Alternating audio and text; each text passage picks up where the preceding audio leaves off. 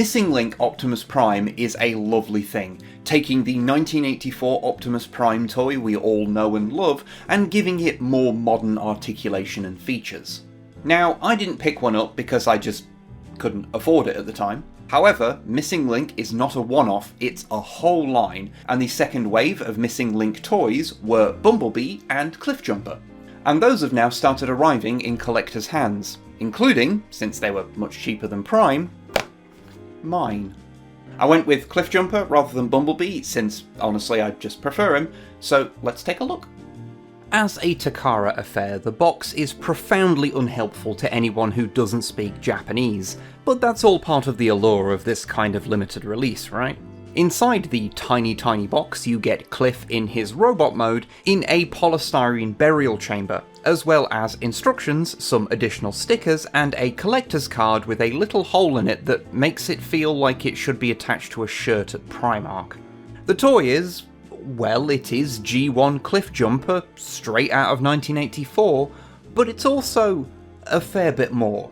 How much articulation they've crammed into this thing despite being A, tiny, and B, not originally intended to have much, is quite remarkable.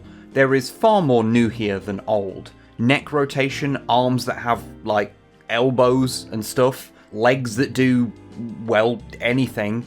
This has ankle tilt. A G1 Minibot with ankle tilt. Wild.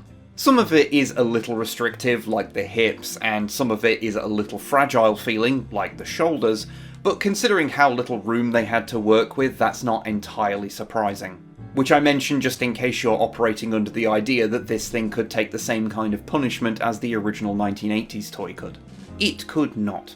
I get the distinct impression that if you actually gave this to a child to play with, it would explode into 100 finely engineered parts. Just remember to be gentle with your little man. Still, it is a little special, isn't it? Combining the charm of the old with the technical advancements of the new into something that is somehow both and neither. He comes with two guns, a tiny pistol that is shockingly a different sculpt to the one that comes with Bumblebee, and his bazooka that Transformers bylaws dictate he must absolutely come with in any modern toy of Cliffjumper's G1 incarnation because he used one that one time. You can double fist these, but they also repurposed an old screw hole on the back as a storage solution. You know what they say, you can always find a new use for an old hole.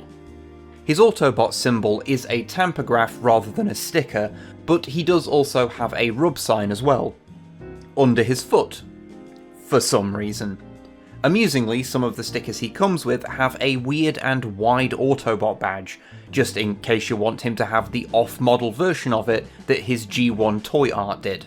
Which I didn't, but it also looks quite funny, so I kinda do now.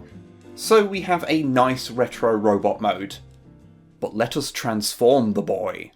As you'd imagine, it's very simple and similar to the original, just with a little extra care needing to be taken to make sure everything lines up correctly. Although the shoulders do compress very differently. Leaving you with an adorable Penny Racer alt mode, which is allegedly a Porsche 924 Turbo, but, and I'm not the first to point this out, squishing it into these proportions just makes it look like a little hatchback, which is infinitely cuter if nothing else. The head apparently doesn't fold in as flush as on the original toy, but I had to have that pointed out to me since that panel on an actual Penny Racer toy sits further out so you can fit the penny in there, and I have more experience with Penny Racer toys than G1 Cliffjumper, so this didn't bother me, honestly. Although, no, you can't fit a penny in there if you were wondering. Still, in car mode you can really appreciate the rubber tyres which let him roll rather pleasingly, and with that the rough and tumble feeling of a G1 toy comes back. It feels very solid in this mode. He even has internal weapon storage since his pistol fits between his feet, which I didn't realise was a feature before getting him and is genuinely really nice. No place to put the bazooka aside from underneath the car, but considering that thing is longer than the entire alt mode, then I suppose it can't really be hidden internally like the pistol could. And for those of you who haven't had one of these in hand and so seen how small they are, here he is next to a Hot Wheels diecast car. adorable. Now, I don't know how available this toy will be when you see this video, but if you get the opportunity to grab one, based on my experience, I can definitely recommend him. Or Bumblebee if your personal tastes swing that way, I suppose. Is 30 quid a lot to ask for a guy small enough to get his lunch money stolen by a blocky?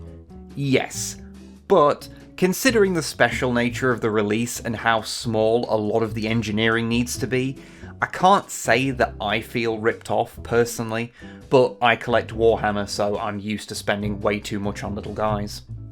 One thing I do feel the need to mention though is that some people have had some pretty bad QC issues on theirs, and although mine's arms aren't the stiffest things in the world, if they were as floppy as some other people's were, then I probably wouldn't have an opinion that was quite so rosy.